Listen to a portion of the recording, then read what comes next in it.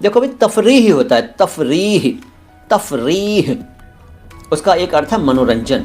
और तसद्दुद का माना पूछते हैं, तसद्दुद नहीं होता, देखो तशद्दुद होता है, तशद्दुद, तशद्दुद इसका मतलब है हिंसा, वायलेंस, मतलब तशद्दुद, तशद्दुद। खाला मीन्स, या फिर वही सवाल, अब ये खला है या खाला है, क्या है, और नुक्ता भी है क्या जी। अगर आप खला कह रहे हैं तो नुक्ता है, और अगर आप खाला कह रहे हैं तो भी नुक्ता है। अर्थ जानिए, खला का मतलब है स्पेस, अंतरिक्ष, और दूसरा अर्थ है खाली जगह यानी ब्लैंक, और भी अर्थ हैं। और खाला का मतलब है मौसी यानी मदर की सिस्टर। अच्छा, सचिन चौहान कहते हैं शुद्ध हिंदी शब्द कहाँ मिलेंगे? भाई साहब, शुद्ध हिंदी शब्द आपको मिलेंगे माय हिंदी माय उर्दू नाम के चैनल पर। My Hindi my Urdu channel को सब्सक्राइब कीजिए, बेल आइकन प्रेस कीजिए और हमारे वीडियोस को प्रतिदिन देखा करिए।